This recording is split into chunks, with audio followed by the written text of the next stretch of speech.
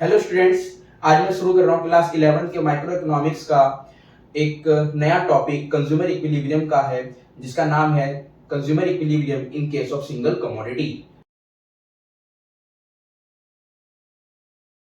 ठीक है, तो जो आपका ये consumer equilibrium in case of single commodity है, इसमें कंज्यूमर इक्विलिब्रियम पे कहां पे होगा, यानी वो कोई, इसका मतलब क्या हुआ ध्यान से समझना।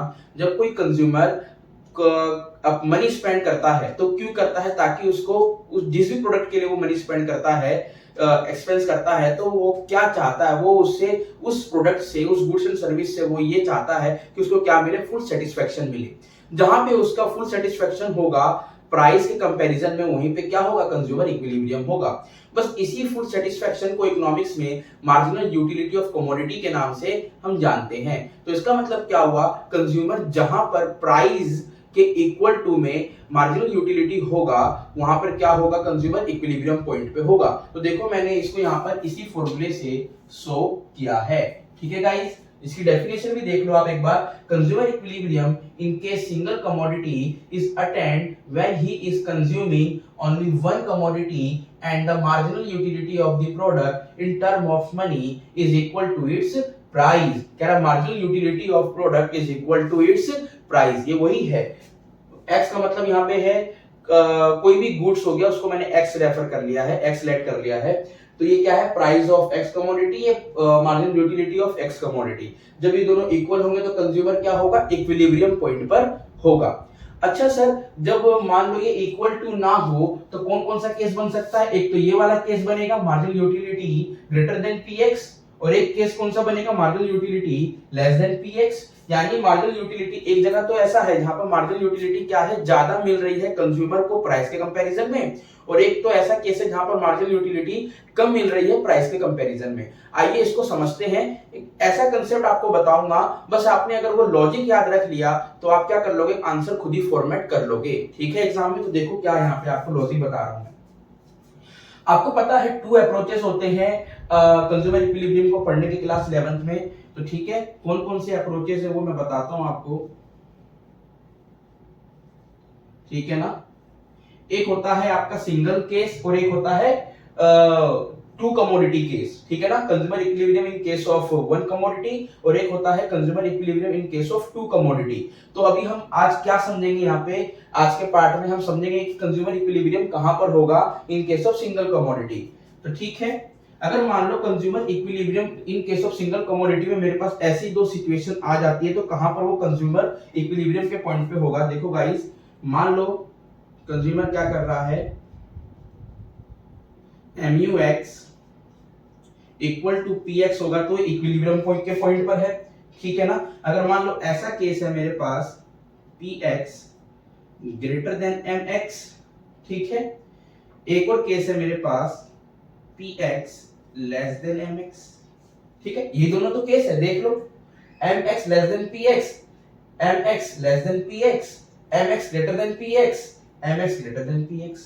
ठीक है गाइस, अच्छा चलो जैसे यहाँ पे लिखा है वैसे ही लिख देता हूं ताकि आपको कंफ्यूजन ना हो। ठीक है, क्या है, MUX ग्रेटर देन PX, फिर है आपका MUX लेस देन PX। ठीक है, अब इसको हम समझते हैं।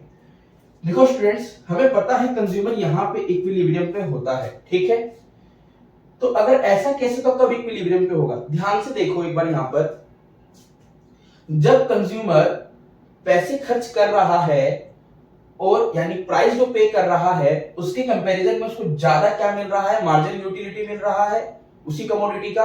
यानी ऐसा कह सकते हो कि वो जितने पैसे खर्च कर रहा है उससे ज्यादा उसको सेटिस्फेक्शन मिल रहा है। ठीक है, क्या मिल रहा है, उससे ज्यादा उसको सेटिस्फेक्शन मिल रहा है। तो इस केस में कंज्यूमर क्या करेगा, जब पैसे वो खर्च कर रहा है और उसके कंपैरिजन में उसको ज्यादा सेटिस्फेक्शन मिल रहा है, तो कंज्यूमर को ऐसा फील होगा, अरे यार मैं जितने खर्च कर रहा हूं मेरे को तो उससे ज्यादा की संतुष्टि मिल रही है, यानी जो मैं खर्च कर रहा हूं वो तो ना के बराबर है ना, क्या है, ना के बराबर है। यानी वो यहाँ पे क्या करेगा, इस केस में वो कंजम्पशन को इंक्रीज कर देगा, कंजम्पशन को इंक्रीज कर देगा ना। अब एक बात ध्यान रखना, जब किसी भी कमोडिटी का कंजम्पशन इंक्रीज होता है तो क्या होता है, उसका सेटिस्फेक्शन लेवल धीरे धीरे धीरे धीरे कम होता चला जाता है। अच्छा इसको ऐसे समझो कि अगर आपको क्या कहे कि भाई डेली डेली क्या खाओ, पास्ता खाओ, पास्ता खाओ, डेली आप सुबह शाम क्या खा रहे हो, पास्ता खा रहे हो, पास्ता खा रहे हो, पर 8 दिन के बाद 9 दिन के बाद आप क्या बोलोगे, भैया पास्ता बहुत हो गया, आप क्या करो थोड़ा सा मैगी लाओ, मैगी खाते हैं, ठीक है ना, मैगी को कंज्यूम करेंगे।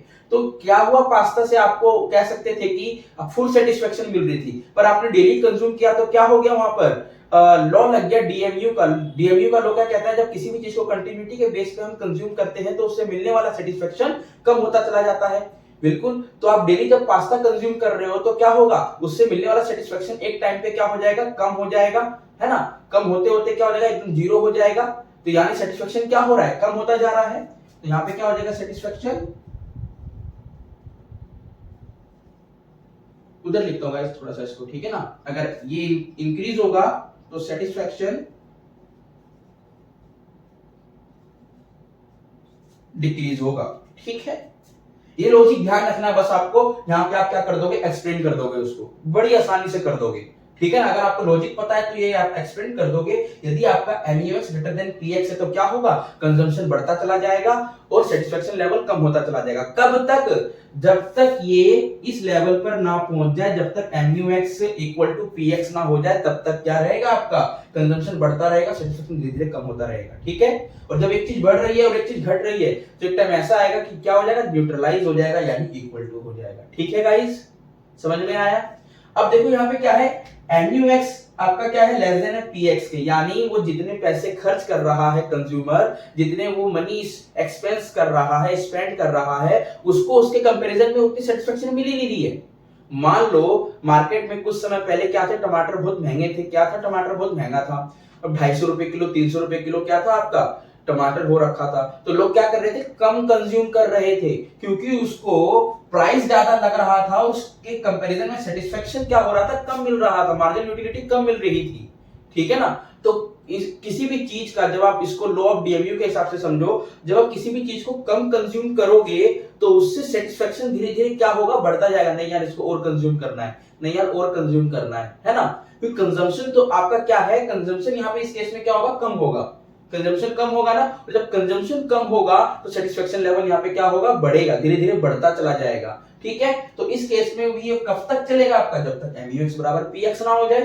देखो ध्यान से, यहाँ पर क्या होगा, कंजम्पशन इस केस में घटेगा, क्योंकि प्राइस ज्यादा है भाई, कंजम्पशन तो घटेगा ही ना, और मार्जिनल यूटिलिटी कम मिल रही है उसको, मार्जिनल यूटिलिटी कम मिल रही है, इसका मतलब क्या है, उसको प्रोडक्ट से रिलेटेड जो सेटिस्फेक्शन है वो धीरे धीरे बढ़ेगा बढ़ेगा बढ़ेगा, और कब तक बढ़ता जाएगा, और एक कब तक कंजम्पशन घटता जाएगा, जब तक ये MUX बराबर PX ना हो जाए। तो कंजम्पशन इस केस में घटेगा,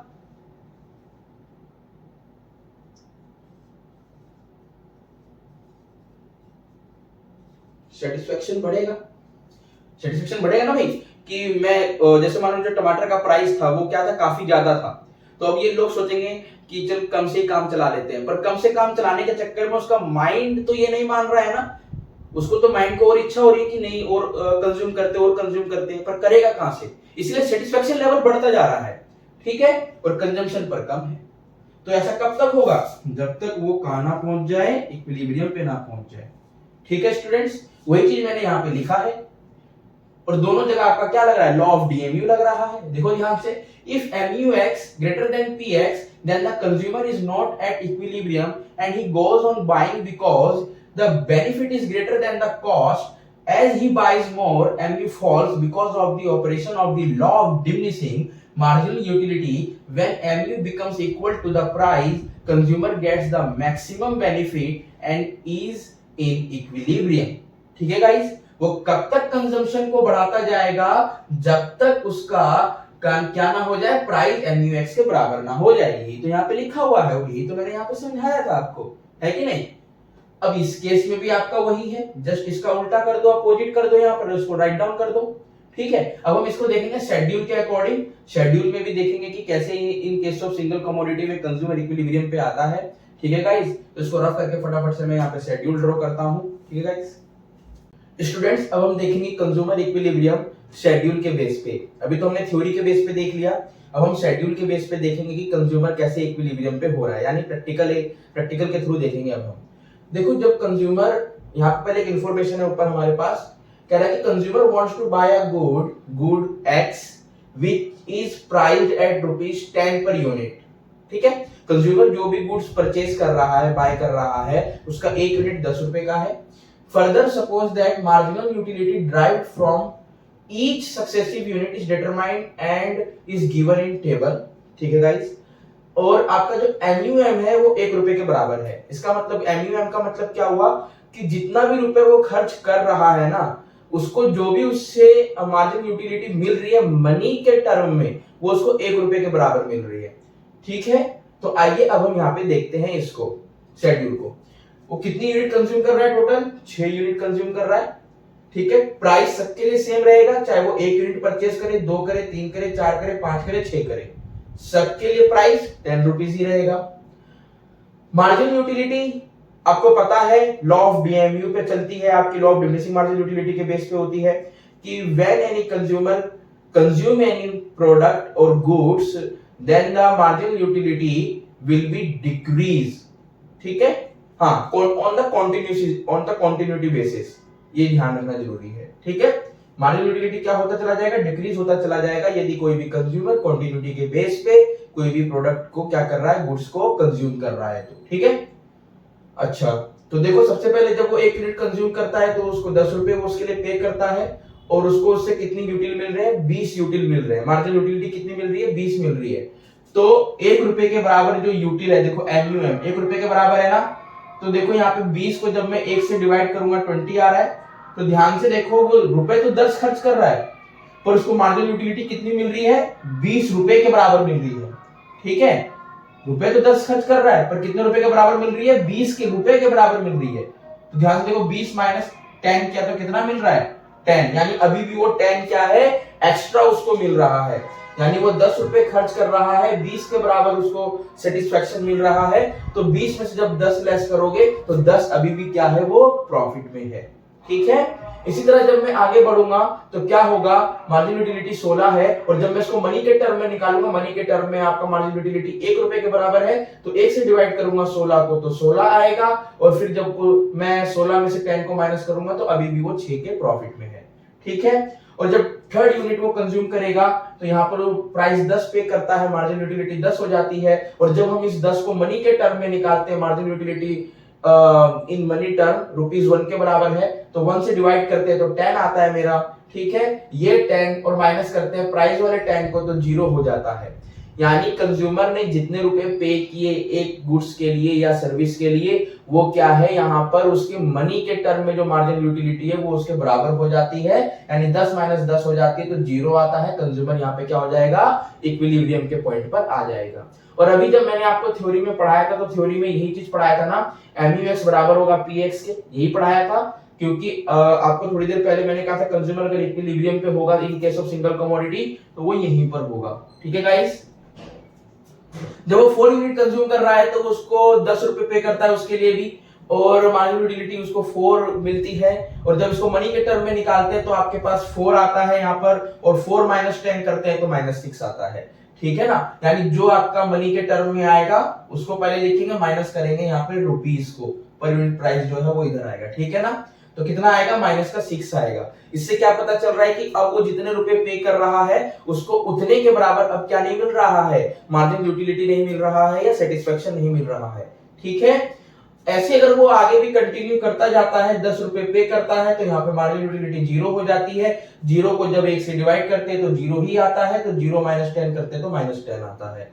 ठीक है, इसी तरह आप जब वो 6 यूनिट कंज्यूम करता है तो 10 रुपीज ही पे करेगा, -6 इसको यहाँ पर मार्जिन यूटिलिटी आपको इसको मिलेगी, और जब -6 को मनी के टर्म में निकालेंगे तो -6 ही आएगा, और -6 -10 होगा, माइनस माइनस प्लस होके माइनस का 16 आ जाएगा। ठीक है स्टूडेंट्स, तो देखो जो वो फर्स्ट 2 यूनिट कंज्यूम कर रहा है, तो इस केस में मार्जिनल यूटिलिटी कंज्यूमर का प्राइस से ज्यादा है। क्या है? Marginal utility of goods is greater than the price of goods, है ना। उसको यहाँ पे जो भी वो मिल रहा है, मार्जिन यूटिलिटी मिल रहा है, वो प्राइस से ज्यादा मिल रहा है।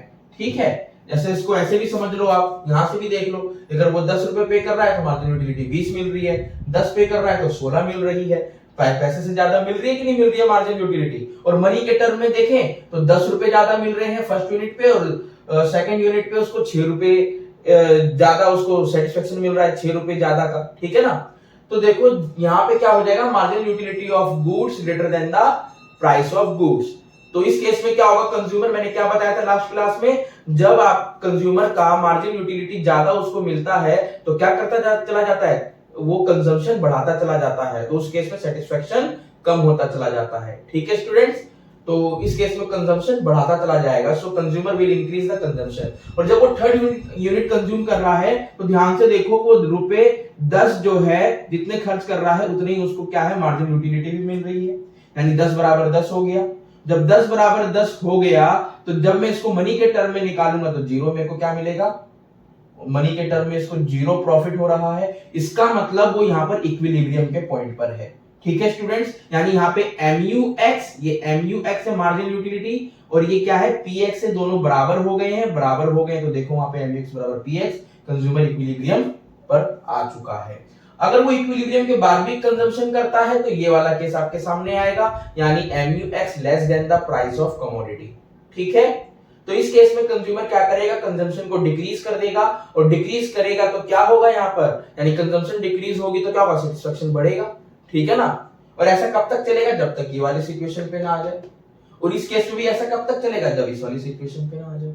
ठीक है स्टूडेंट्स, तो मेरा ये था शेड्यूल के बेस पे कंज्यूमर इक्विलिब्रियम। अब हम देखेंगे consumer equilibrium in case of two commodity, उसका पहले देखेंगे थ्योरी बेस, थ्योरी के बाद हम उसको देखेंगे किसमें, शेड्यूल के बेस पे। ठीक है, अगर पॉसिबल हो सकेगा तो शेड्यूल के बेस पे, नहीं तो मैं इसको थ्योरी के बेस तक ही सीमित रखूंगा, लिमिटेड रखूंगा। ठीक है गाइस, तो अब मैं मिलता हूं आपसे अगले पार्ट में। ठीक है स्टूडेंट्स, अगले पार्ट में मैंने अभी बताया आपको in case of two commodity के बेस पे कंज्यूमर इक्विलिब्रियम को हम देखेंगे।